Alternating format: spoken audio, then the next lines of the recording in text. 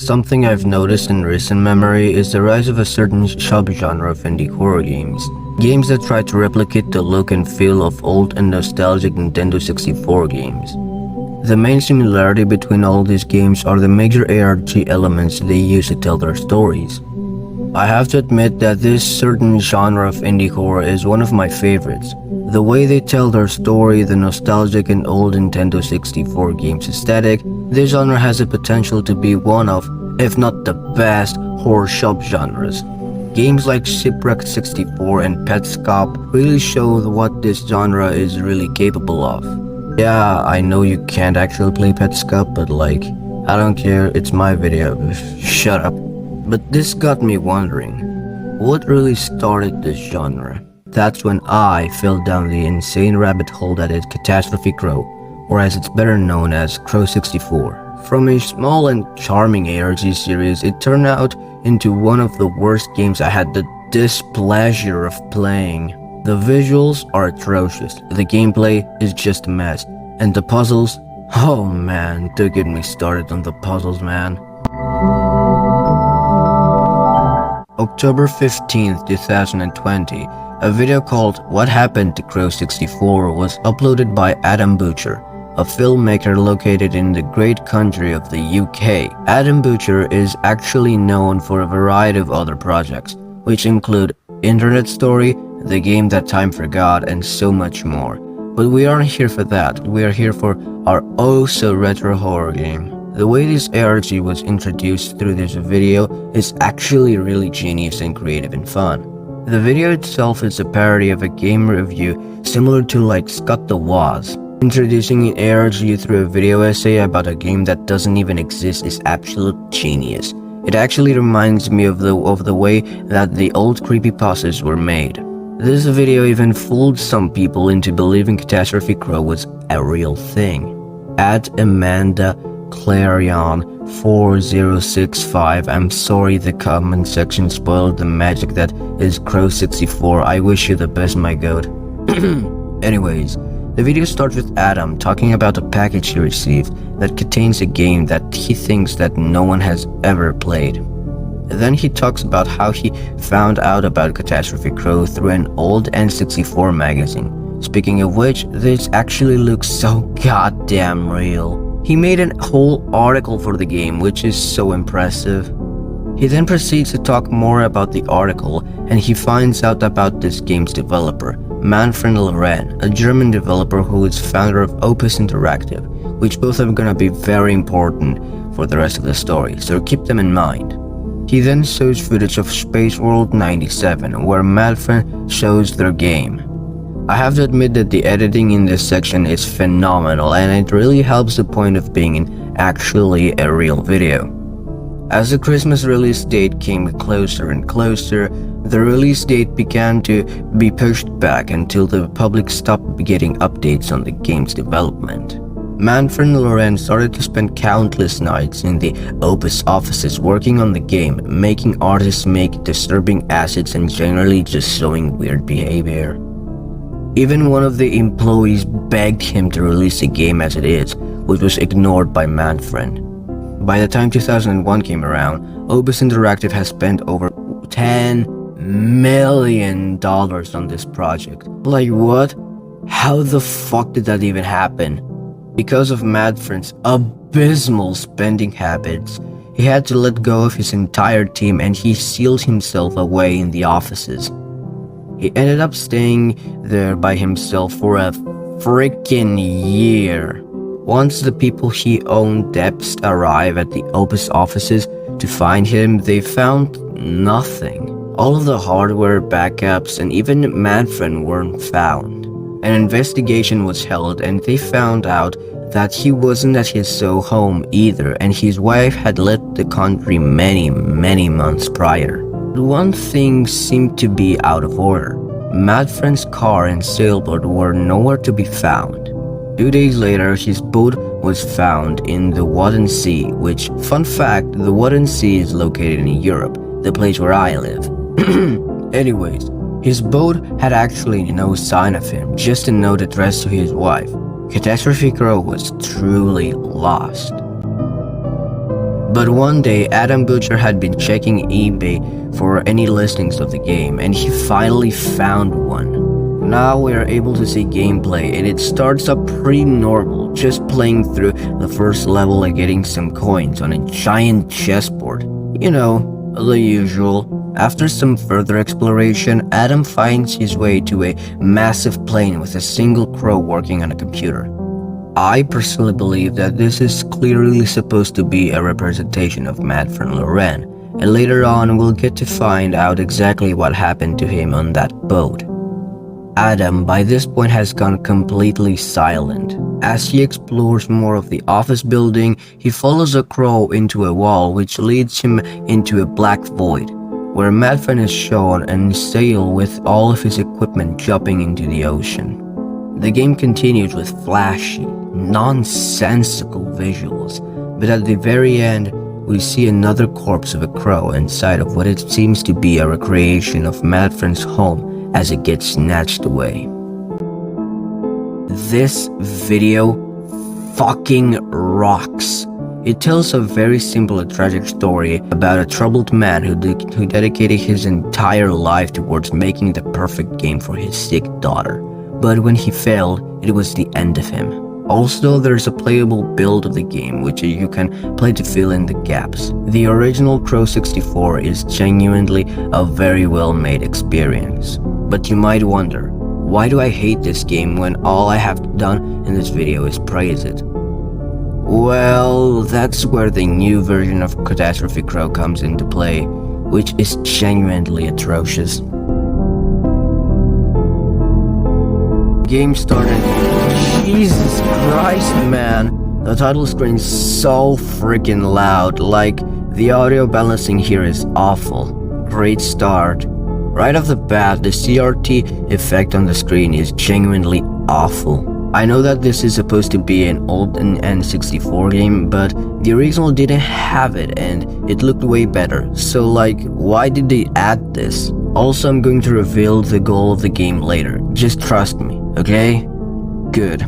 Moving on, entering this building will grant you access to the offices where we can find a suspiciously foul McFly colored computer screen. Like, how can this guy always be referenced in all of my videos?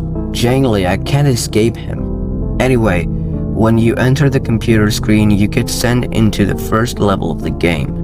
Nothing much to say here other than this place looks kinda nice and these little horse enemies are the absolute bane of my existence.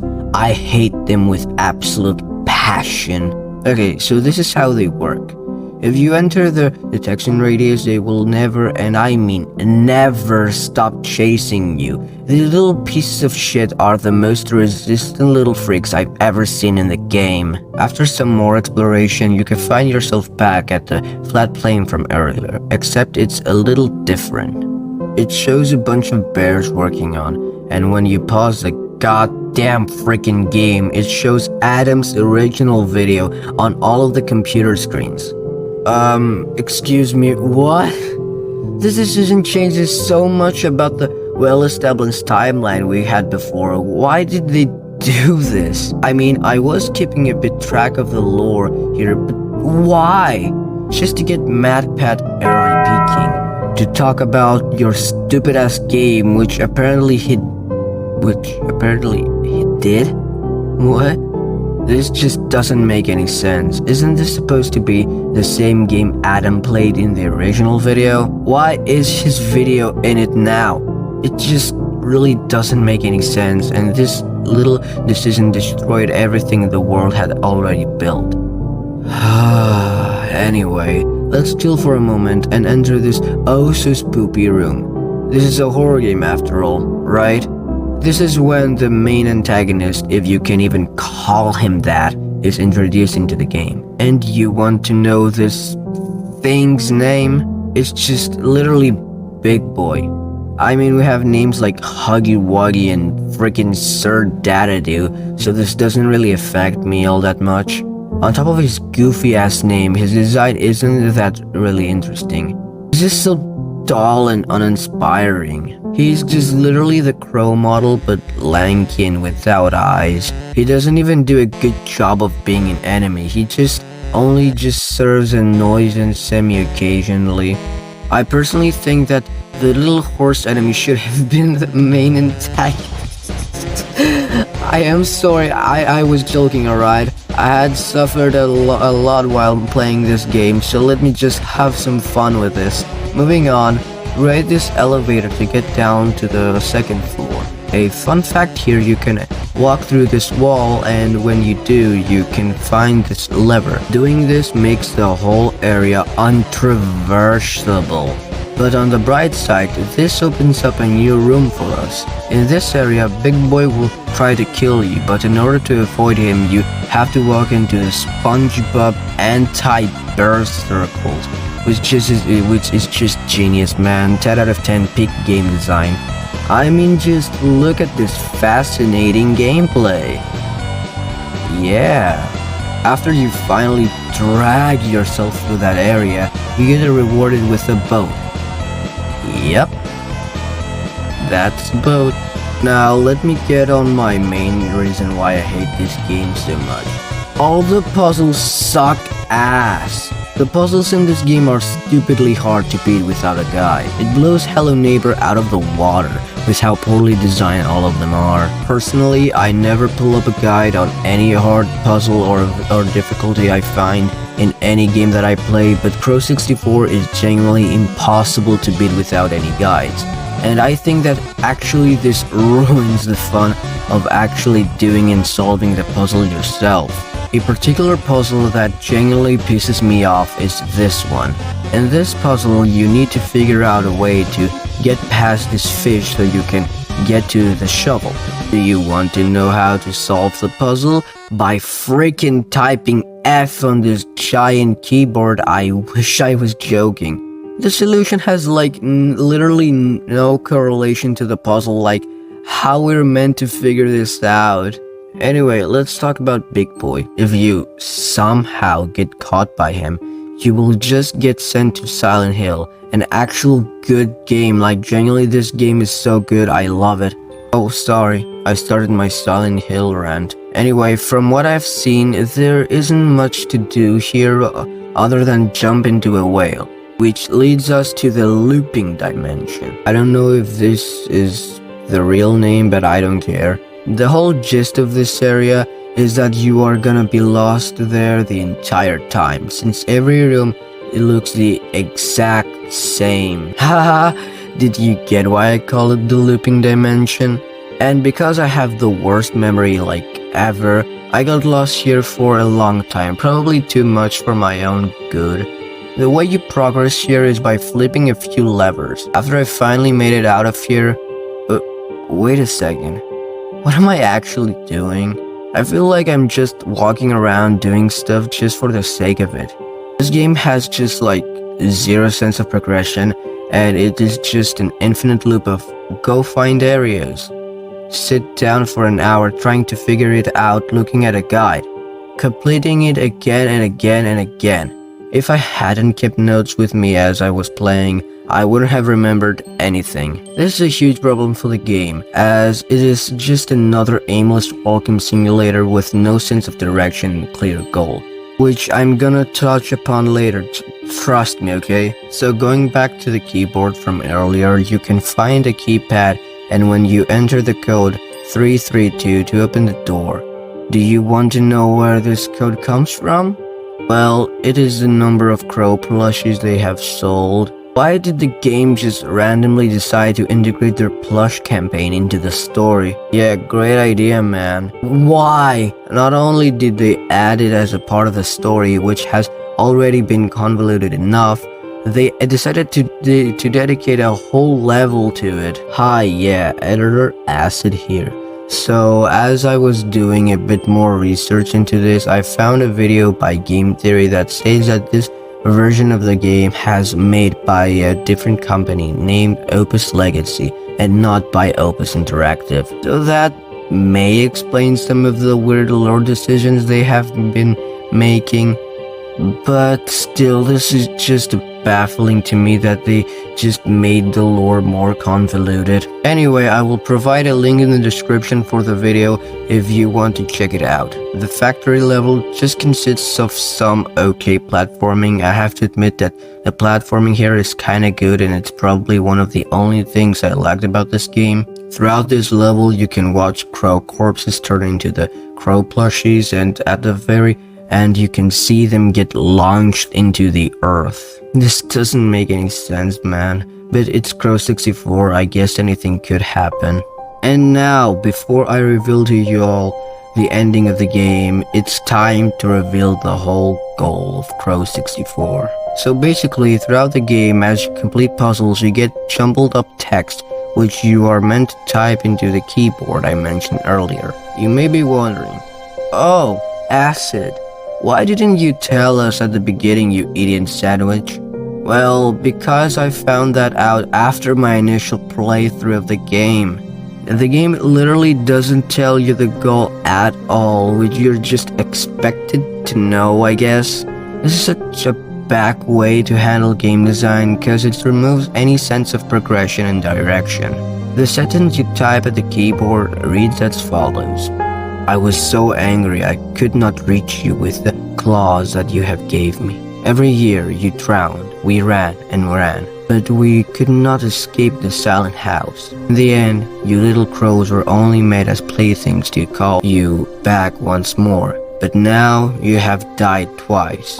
Lost in the noise, so I built my own. Learned your language to warm the hell you've built from the depths.